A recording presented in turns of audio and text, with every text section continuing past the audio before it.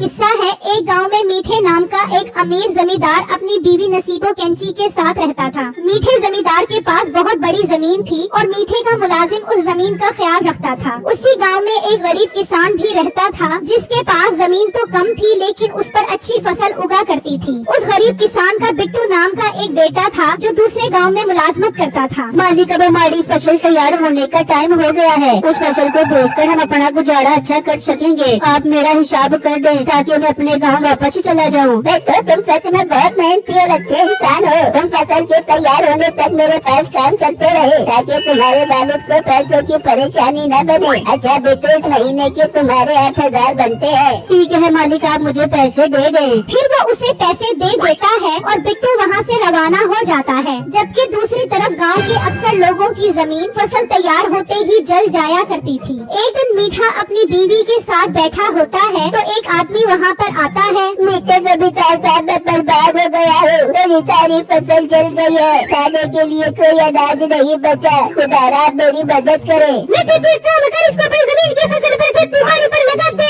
हाँ बेगम, तो ठीक बोल रही है। चल ठीक है, तू मेरी जमीनों पर खेती बाड़ी कर, मैं तुझे उसके बदले पैसे दे दूंगा। मीठे जमींदार साहब, आपका बहुत बहुत शुक्रिया। मैं आज से ही काम पर लग जाता हूँ। फिर वो आदमी खेतों में काम करना शुरू कर देता है। इस तरह शाम हो जाती है और वो आदमी मीठे के पास आता है। जमींदार साहब, मैंने सारा दिन बहुत मेहनत से काम किया है। आप मुझे आज के पैसे दे दें। मीठे, चल इस बेचारे को आज के 20 रुपए दे दे। पर जमींदार साहब, ये तो बहुत कम पैसे हैं। इससे मेरा गुजारा कैसे होगा? ओए, तू तो बहुत बदतमीज इंसान है। एक मैंने तुझे अपनी जमीनों पर काम दिया और उसके बदले तुझे पैसे भी दे रहा हूँ, तो तू आगे से जबान चला रहा है। तो जमींदार साहब, ये तो बहुत कम है। मीठे, इसे तो तेरी मदद दे दिया। ये तो बहुत बदतमीज इंसान है। नहीं, ऐसा मत करे। चलो जमींदार साहब, दे दे, 20 रुपए ही दे दे। फिर वो आदमी पैसे लेकर वहाँ से चला जाता है तो मीठे का मुलाजिम वहाँ पर आता है। मालिक, वो कालू जमींदार की फसल भी तैयार हो गई है। आप बताओ क्या करना है उसका। मुंशी, करना क्या है? हर दफा की तरह लगा दे इसकी जमीन को भी आग। मैं चाहता हूँ इस गाँव में कोई भी फसल तैयार न करने पाए। सिर्फ और सिर्फ मीठा जमींदार ही अपनी फसल बेचेगा इस गाँव में। फिर मुंशी जाता है और फसल को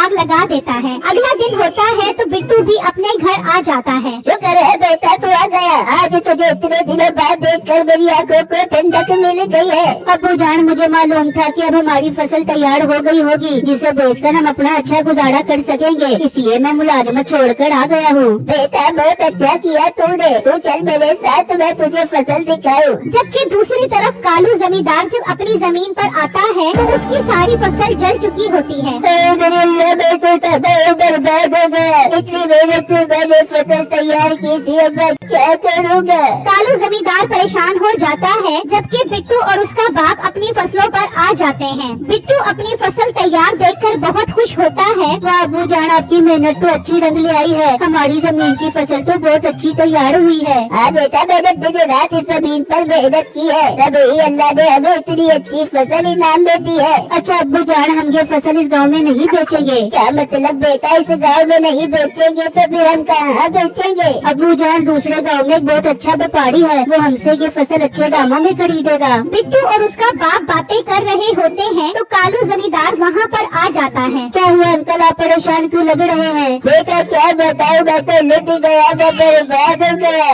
पर कालू, क्या हुआ है? किस वजह से तू ऐसा बोल रहा है? यार, मेरी इतनी मेहनत से तैयार हुई फसल सारी की सारी जल गई। हाय मेरे अल्लाह, अंकल ये तो आपके साथ बहुत बुरा हुआ। अब आप क्या करेंगे? बेटा, मैं मीठे जमींदार के पास जा रहा हूँ, शायद वो मेरी कोई मदद कर दे। ठीक है अंकल, आप जाएं। अगर आपको कोई भी काम हो तो मुझे बोल देना, मैं भी आपके बेटों की तरह हूँ। कालू परेशान वहाँ से चला जाता है तो बिट्टू कहता है, अबू ये तो कालू अंकल के साथ बहुत बुरा हुआ है। अच्छा अबू, फसल की कटाई में मैं भी आपका हाथ बटाऊंगा, हम मिलकर फसल की कटाई करेंगे। कालू परेशान मीठे के पास पहुँच जाता है। क्या हुआ कालू, तू बहुत परेशान लग रहा है? जमींदार साहब, मैं बर्बाद हो गया, मेरी सारी फसल जल गई है। मुझे कुछ समझ नहीं आ रहा है कि मैं अब क्या करूँगा। कालू, तू परेशान मत हो, तू अब गाँव के मसीहा के पास आ गया है, मैं तेरी मदद करूँगा। मीठे लगा दे, इसे भी अपनी फसलों पे काम पर लगा दे। हाँ हाँ बेगम, इस बेचारे की मदद करनी पड़ेगी। चल कालू, अब तो मेरी फसल पे काम पर लग जा, मैं तुझे इसके पैसे दूंगा। मीठे जमींदार साहब, आपका बहुत बहुत शुक्रिया, मैं आते ही काम पर लग जाता हूँ। फिर कालू फसलों पर काम शुरू कर देता है। इस तरह शाम हो जाती है और कालू अपनी मेहनत के पैसे लेने मीठे के पास आता है तो मीठा उसे 20 रुपए मजदूरी देने का बोलता है। पर जमींदार साहब, ये तो बहुत कम मजदूरी है। कालू, अब तो मेरे साथ जबान चलाएगा, ये पैसे लेने हैं तो ले, वरना यहाँ से दफा हो जा मेरा पुत्र। कालू ये बात सुनकर परेशान हो जाता है और 20 रुपए ही लेकर वहाँ से चला जाता है, जबकि बिट्टू अपने बाप के साथ मिलकर खेतों में हाथ बटा रहा होता है। मीठे का मुलाजिम छुपा ये सब देख रहा होता है। वो जल्दी से मीठे के पास आता है। मालिक मालिक, वो मोटे बिट्टू की फसल भी तैयार हो गई है, उन्होंने 200 फसल की कटाई भी शुरू कर दी है। तो मुंशी, इसमें परेशान होने वाली कौन सी बात है, जला दो उसकी फसल को भी। हाँ हाँ मालिक, मैं चला देता हूँ। फिर मुंशी वहाँ से चला जाता है और बिट्टू की फसलें भी जला देता है और वहाँ से चला जाता है। फिर सुबह होती है तो बिट्टू और उसका बाप अपनी जली हुई फसलें देखकर परेशान हो जाते हैं। बेटा, अब बर्बाद हो गए। अबू जान, आप परेशान मत हो, अभी भी हमारी बहुत सारी फसल नहीं जली, हम उसको ही अच्छे दामों में दूसरे गाँव में बेच देंगे। वो अभी बातें कर रहे होते हैं तो मीठा अपने मुलाजिम के साथ वहाँ पर आ जाता है। मेरा मुलाजिम बता रहा था कि आप लोगों की फसल जल गई है। ये सुनकर मुझे बहुत दुख हुआ, सोचा मैं आप लोगों की मदद ही कराऊं। जमींदार साहब, हमारी फसल तो जल गई है, आप हमारी क्या मदद कर सकते हैं? मेरे होते हुए आप लोगों को परेशान होने की जरूरत नहीं है।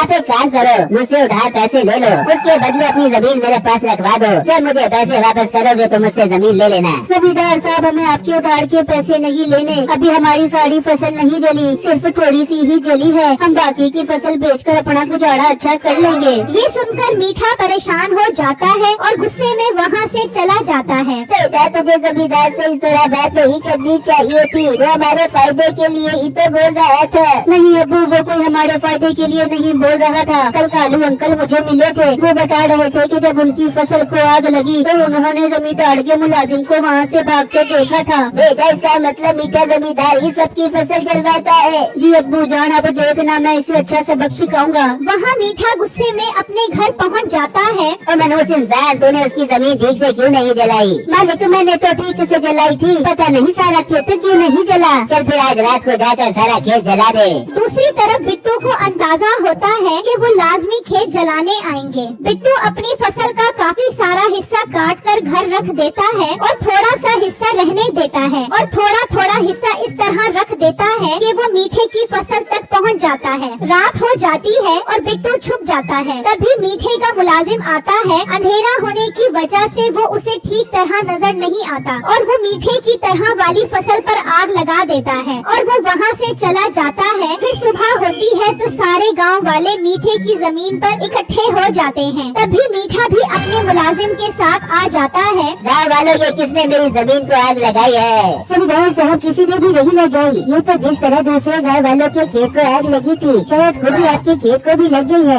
अबे, उनके खेतों को तो मैंने आग लगाई थी। मीठे के मुंह से बेसाख्ता ये बात निकल जाती है। गांव वाले ये सुनकर गुस्से में आ जाते हैं। गाँव वालों, ये जमींदार ही हमारी फसलों को आग लगवाता था ताकि हम इसके मोहताज रहे, पर आज सब कुछ सच इसके मुंह से निकल गया है। हाँ बेटू, तुम ठीक कह रहे हो, जमींदार की तो अब यही सजा बनती है कि हम सब गाँव वाले मिलकर इसे अपनी जमीनों पर काम करवाए। अगर ये जमीन पर काम करने के लिए नहीं बैठता तो हम इसे पुलिस के हवाले कर देते हैं। नहीं नहीं गाँव वालों, मैं करूँगा काम, पर मुझे पुलिस के हवाले मत करना। फिर मीठा, उसकी बीवी नसीबो और मुलाजिम से गांव वाले अपने खेतों में काम करवाते हैं, जबकि बिट्टू अपनी बची हुई फसल को दूसरे गांव में बेच देता है, जिससे उसे अच्छे पैसे मिल जाते हैं।